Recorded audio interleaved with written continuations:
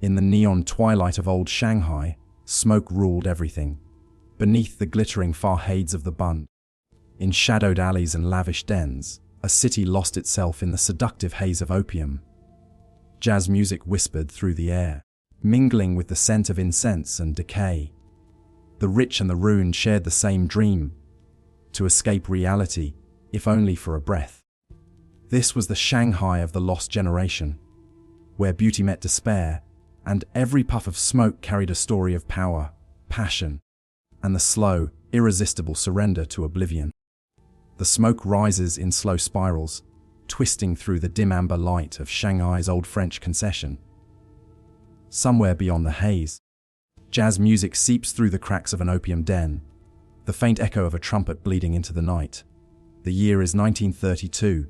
Outside, the city glitters like a fever dream, modern, mechanical, unstoppable. But inside these rooms, time has stopped. Faces glow under oil lamps, eyes half-lidded, bodies melting into velvet couches. This is not the Shanghai you see in postcards. This is the hidden heartbeat, pulsing with opium, money, and decay. The foreign elite and the desperate poor breathe the same sweet smoke here. A British trader leans back, pipe between his lips, beside him. A young Chinese poet mutters verses about oblivion. Both men are running from something, and in Shanghai, there is always something to run from. Once called the Paris of the East, Shanghai in the early 20th century was a city of dazzling contradiction. Neon lights and narcotics, jazz bars and gunfire, silken gowns and stolen dreams. It was the meeting point of worlds, where the East met the West, and where morality drowned in the sweet, deadly perfume of poppy smoke. Here, opium was not just a drug. It was a culture, a ritual, a form of art, even an identity. The underworld that grew around it was vast, sophisticated, and deeply entangled with politics, crime, and colonial greed. From the sleek dens of the Bund to the filthy alleys of Hongkou, opium flowed like water, invisible, unstoppable, and devastating. But behind every puff of smoke lay a tragedy. A lost generation trapped in the illusion of escape. They were poets, soldiers, courtesans, revolutionaries, and dreamers, all caught in Shanghai's seductive web. As dawn breaks over the Huangpu River, the mist glows pink and gold. The city looks peaceful, almost innocent, but beneath its surface the underworld stirs. A new shipment of Turkish opium has just arrived at the docks. Gangsters whisper deals under flickering lanterns. Police officers turn away for a bribe. And somewhere, a young man lights his first pipe, unaware that his life is about to dissolve in smoke. This is the story of a city addicted, not just to opium, but to the illusion of eternity. It is the story of Shanghai's opium underworld and the generation it devoured, long before the neon lights and jazz. Shanghai was just another sleepy trading port on the Yangtze River, a patchwork of fishermen's huts and temples where incense rose from shrines instead of smoke pipes. But by the mid-19th century, the British had found their golden key to China's market's opium. It began as a quiet invasion, wrapped not in gunfire but in commerce. The British East India Company shipped opium from Bengal to China in vast wooden chests, while Chinese silver flowed back to London's banks. What started as an illegal trade soon turned into an empire built on addiction. When Chinese authorities tried to stop it, the British sent warships. The Opium Wars had begun. By the time the cannons fell silent, Shanghai was no longer Chinese, not fully. The city was carved up into foreign concessions, each a little kingdom of Western power. The British controlled the international settlement. The French built their own world of cafes, boulevards, and brothels. And through these new borders flowed the smoke. Opium came to Shanghai, not as a criminal enterprise at first, but as a fashionable luxury. In the drawing rooms of the French elite, ornate opium pipes rested beside crystal decanters. For Western traders and diplomats, the ritual of smoking became a symbol of exotic indulgence. The East reduced to a sensation, a haze of pleasure and mystery. But on the other side of the city, in the warren of alleys behind Nanjing Road, it was a different story. Here, opium wasn't a luxury, it was an escape. Laborers, rickshaw pullers, and factory women would pool their coins for a few moments of peace. The dens were dark, humid, and alive with whispers. A single lamp would flicker, revealing faces thin and hollowed by addiction. The French and British looked the other way. After all, the trade paid for their tea, silk, and railways. Local gangs, meanwhile, began to thrive. The Green Gang, a powerful Chinese triad, soon took control of the trade, working hand in hand with corrupt policemen and colonial officials. By the 1920s, their grip on Shanghai's underworld was complete. As the years passed, opium became the city's currency of corruption. It funded mansions, elections, and murders alike. A British banker might fund a shipment, a Chinese general might protect it, a dockworker might die for it. And beneath it all, the smoke rose higher, curling through the air like a ghost that refused to fade. Shanghai was becoming a paradox, the most modern city in Asia, built upon one of humanity's oldest vices. Skyscrapers rose beside crumbling dens. Jazz bands played above cellars full of addicts. Opium had woven itself into the city's identity, turning Shanghai into both a paradise and a poison. And in the shadows, a new generation of artists, writers, and dreamers began to emerge, intoxicated not just by the drug, but by the city itself. They would be the ones to define the next chapter, the age of the lost generation.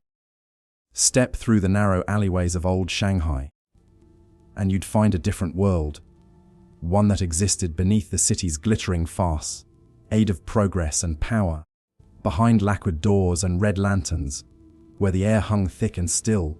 The opium dens waited like sirens, calling to all who wandered too close. The first thing that hit you was the smell, a mix of burnt sweetness and decay, like sugar left too long on a fire. The second was the silence, not the quiet of peace, but of surrender. Men lay side by side on bamboo cots, their faces bathed in amber light, their eyes half closed as the opium pipe passed between them.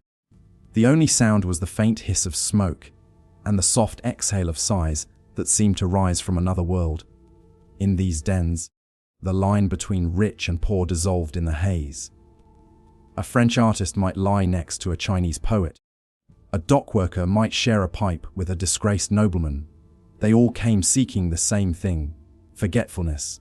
The world outside, with its noise and ambition, disappeared here. Inside, time slowed to a crawl, and reality bent to the rhythm of dreams. At the heart of every den was the opium master, a figure as much priest as dealer. He prepared the paste with delicate precision, heating it until it bubbled, then rolling it onto the needle, thin end of the pipe. The ritual was sensual, even spiritual. To watch him was to see a performance, the flick of the wrist, the whisper of smoke, the faint glimmer of the pipe's ember in the dark. Many Western visitors described the scene with fascination and hypocrisy. They wrote about the Oriental dream world and the mystique of the East, even as they condemned the habit in public. But for the locals, opium was less about romance and more about survival.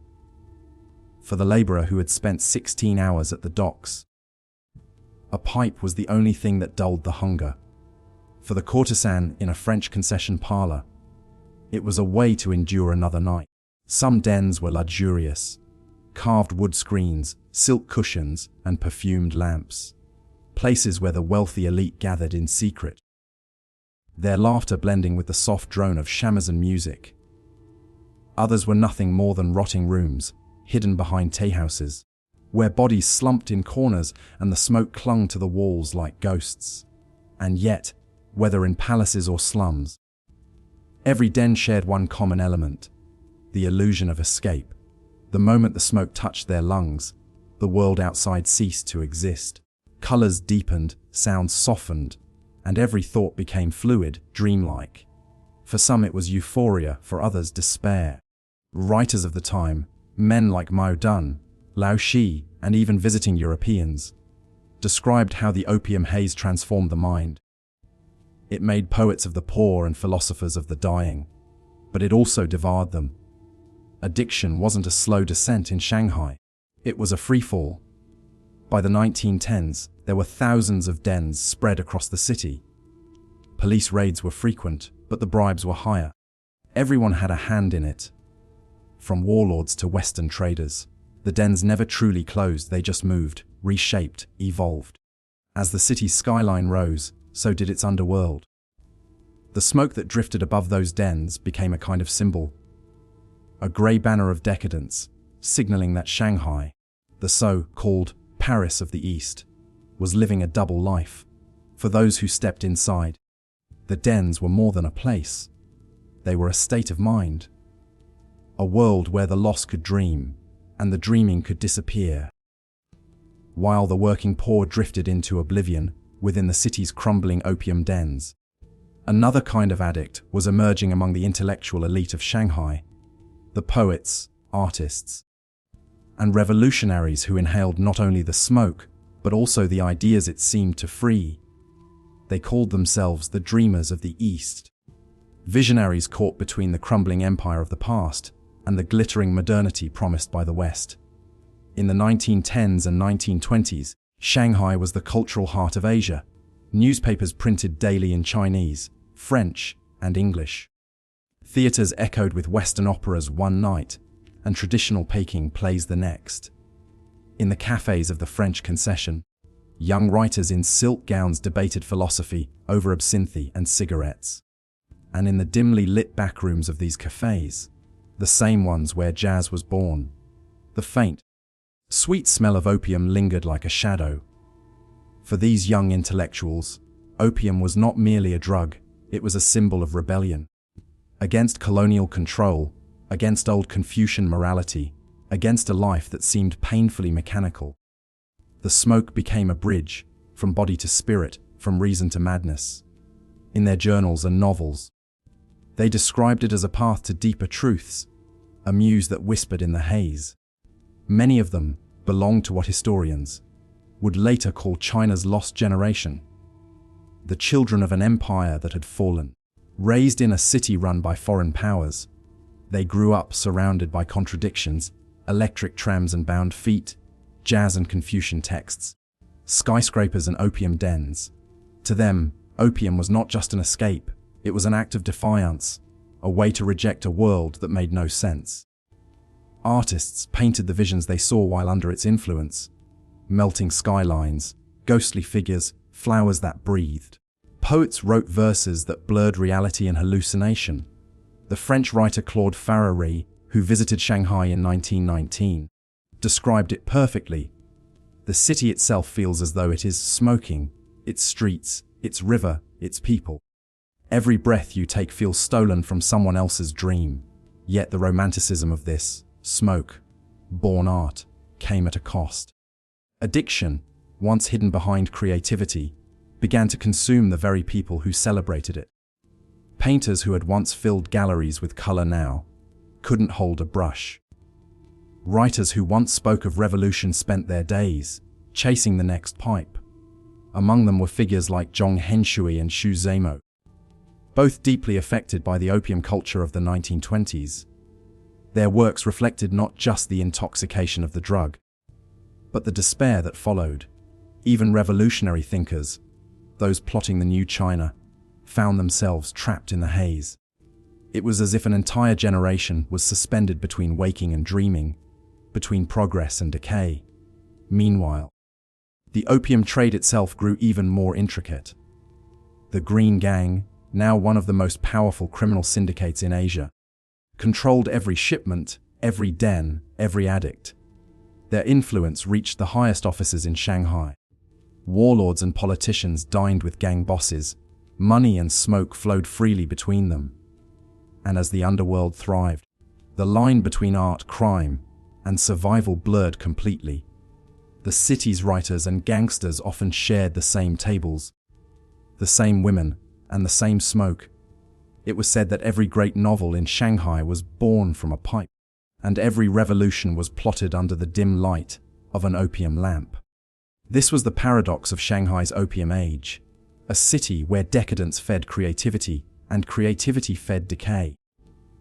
The smoke wasn't just in the air, it was in the very soul of the city. But as the dream deepened, so did the darkness. The more Shanghai glittered on the surface, the more rot spread beneath it. And soon, the world's eyes would turn to this city, not for its art, but for its sins. As Shanghai's skyline reached higher into the heavens, its foundations sank deeper into the underworld. Beneath the electric lights and jazz clubs, beneath the whispers of art and poetry, there was a machine, an empire built not on steel or silk, but on smoke and corruption. At its center stood one name that ruled both fear and fascination: the Green Gang. The Green Gang was no mere street syndicate. It was a shadow government, a force that stretched its invisible fingers through every layer of Shanghai society. Dockworkers, policemen, customs officers, even foreign diplomats. All of them, in one way or another, found themselves caught in the gang's web. Their leader, the infamous Du Yusheng, known as Big-Eared Du, became the godfather of this sprawling empire. Du was not a brute but a strategist. He understood Shanghai's true nature, a city ruled not by laws, but by transactions. The British and French wanted stability for their business empires. The Chinese elites wanted wealth and power. Du offered both. In exchange, he claimed one thing for himself: control over the opium trade, from his elegant mansion on Avenue Joffa. Du ran the drug trade like a legitimate corporation. Shipments arrived under the protection of foreign flags, disguised as tea or medical supplies. Chemists in the French concession refined raw opium into potent black tar, while couriers spread it across the city to dens, hotels, and backroom parlors. Each pipe smoked in Shanghai paid tribute to Du's empire. Police raids, only for show. Corruption had turned the law into theater. French and British officers took bribes to discover rival dens while protecting those that paid more. Even politicians owed their seats to the Green Gang's gold. Shanghai became a city where morality had a price, and everyone was willing to sell. But it wasn't just criminals and officials who profited. Western businessmen were deeply entwined in the trade. Banks quietly laundered money from opium profits. Pharmaceutical companies using medical research as a cover imported raw opium for morphine production. Newspapers that condemned addiction were often funded by the very syndicates they denounced. Meanwhile, the streets told another story, one of desperation. The dens grew larger, more crowded. Addicts no longer dreamed. They simply endured. The drug that once inspired art and poetry now devoured lives by the thousands. Opium became the city's silent plague, and yet no one dared to stop it. Even the government of Shanghai, Shek, which publicly declared war on opium, relied on the Green Gang's money and muscle. The irony was suffocating. The same man who claimed to save China from addiction was allied with the men who sold the drug. Du Yusheng himself was said to have dined with Chiang, providing funds for his campaigns, while ensuring the opium trade continued untouched. By the mid-1930s, Shanghai was the opium capital of the world. Estimates claimed that nearly 1 in 3 adult men were regular users. Hospitals overflowed with the dying, their bodies wasted by years of dependence. The city's morgues filled faster than its banks. And yet, the smoke kept rising, as if Shanghai itself could not live without it. In the grand ballrooms and jazz halls, the city danced as though in defiance of its own decay. Western expatriates drank champagne, while their Chinese hosts inhaled dreams. The underworld and the elite shared the same music, the same women, the same illusions. Shanghai had become a city of masks, where every smile hid a secret and every fortune smelled faintly of smoke. The Green Gang's rule was absolute, but it was also fragile, because underneath all the wealth and power, a storm was building, whispers of rebellion, revolution, and war. And when that storm finally broke, even the mightiest empires of smoke would not survive. By the late 1930s, Shanghai's nights were brighter than ever. Neon signs lit the streets, jazz spilled from cabarets, and limousines rolled through the French concession, like carriages of a modern empire. But behind the glamour, the city trembled. The laughter in dance halls masked the low hum of fear. For beyond the glittering bund, across the Yangtze River, the Japanese army was moving closer. Inside the city, everyone could feel the tension, the air thick with rumors, and the scent of smoke, not just from pipes now, but from burning fields on the horizon. The opium dens still thrived, as if Shanghai's people could sense that their world was about to end and wanted to dream a little longer before the collapse. When the Second Sino-Japanese War erupted in 1937, Shanghai became a battlefield. The roar of artillery replaced the sound of jazz. Buildings that once held opulent parlors and opium lounges were reduced to rubble. Refugees flooded the streets, carrying what little they could. A child, a photograph, sometimes just a pipe wrapped in cloth. And yet, even as the bombs fell, the opium trade did not die, it adapted. The Green Gang, always pragmatic, shifted its operations underground. Du Yusheng and his associates struck deals with both sides, the nationalists and the Japanese, ensuring that the supply chain of addiction never broke. For those in power, opium was more than a drug, it was a weapon. Keep the people dreaming, and they would never rise. The dens became darker, smaller, and more desperate. Gone were the silken cushions and perfumed lamps. Now, addicts smoked on dirt floors under shattered roofs, their pipes trembling in their hands as the city burned around them. The opium no longer promised transcendence, only escape from hunger, fear, and grief. In one shattered French concession apartment, a poet named Li Hua wrote by candlelight, his lungs filled with smoke and his notebook stained with ash. "We are the generation that breathes between wars," he wrote. "Our dreams are made of dust and opium. We no longer smoke to see the heavens. We smoke to forget the ground beneath us."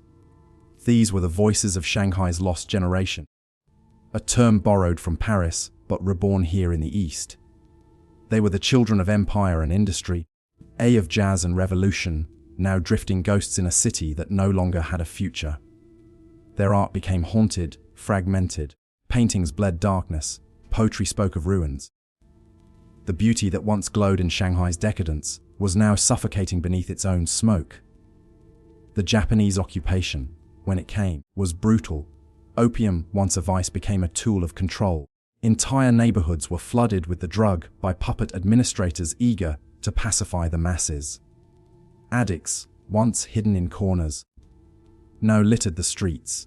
Mothers traded their jewelry for a few grams to keep the pain away. Children were born in dens, their first breath taken in clouds of poison. The city that once called itself the Paris of the East was turning into a cemetery of dreams. The lights still flickered, but now they illuminated ghosts. Jazz musicians playing to empty rooms, courtesans with glassy eyes, soldiers lost in the haze.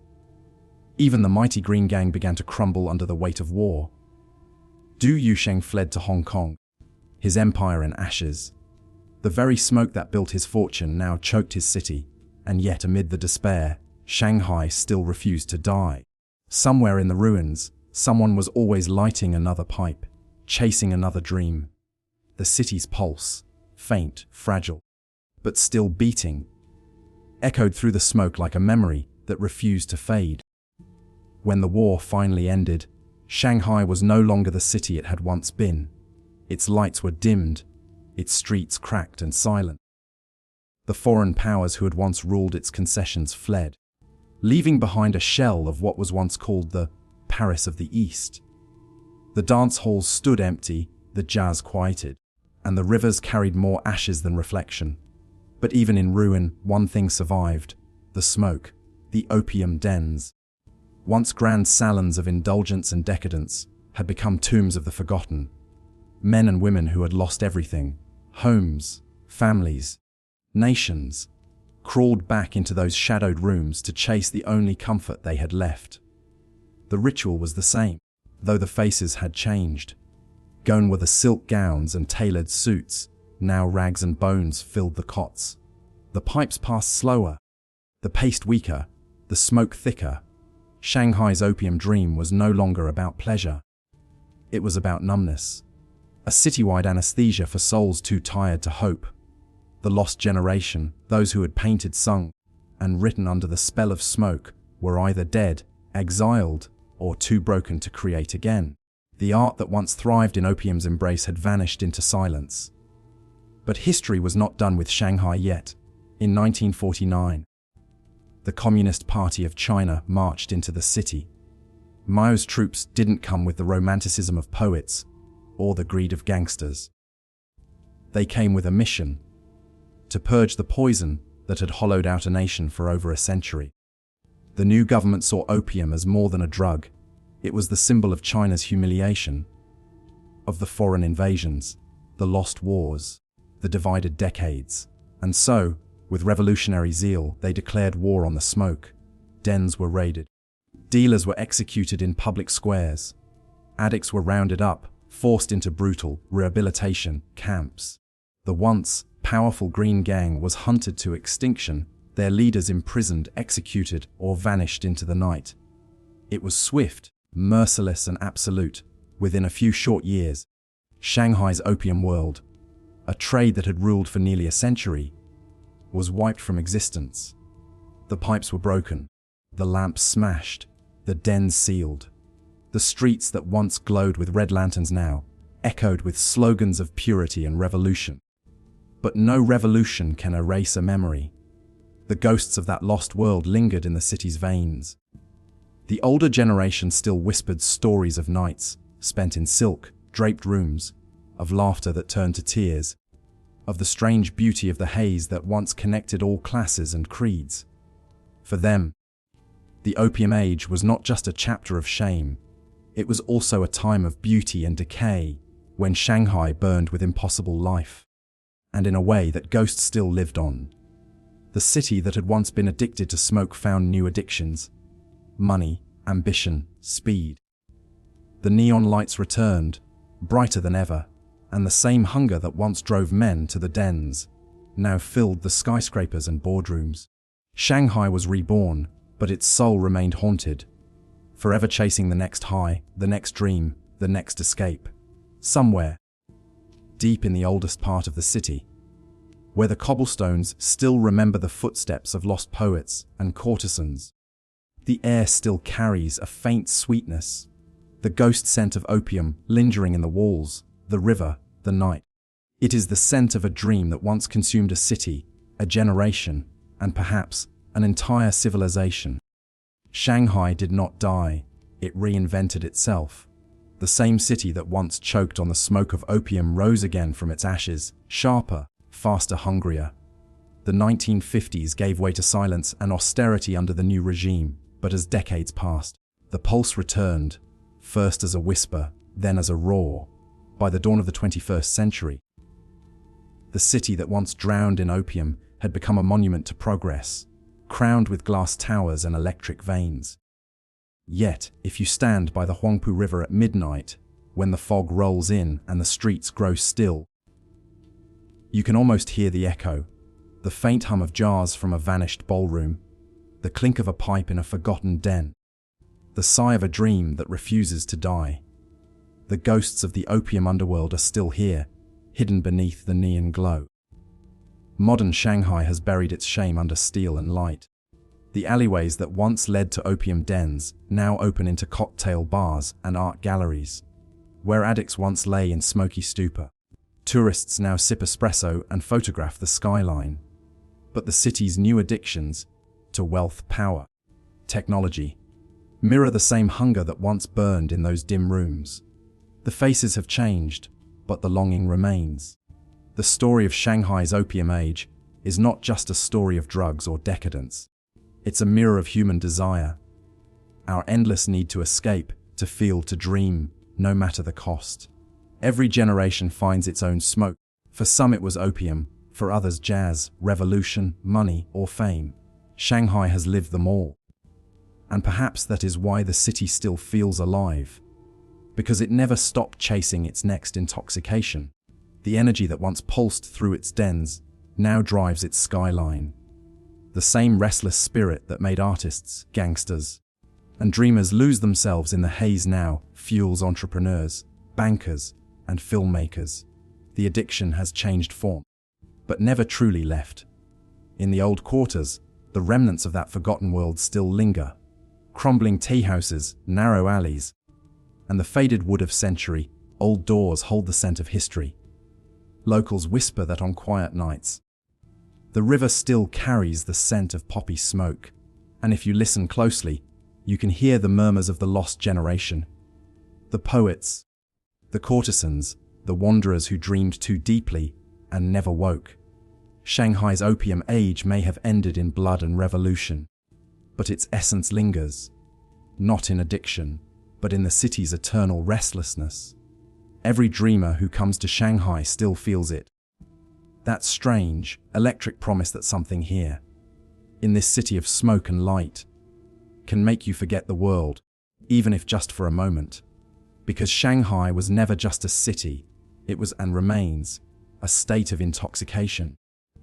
A place where the past and present dance in the same haze. A place where dreams are both born and destroyed in the same breath.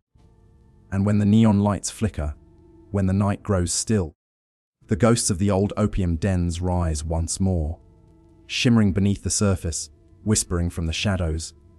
The dream never died. It only changed its shape. By the time the 20th century reached its middle act, Shanghai had scrubbed its face clean, or at least pretended to.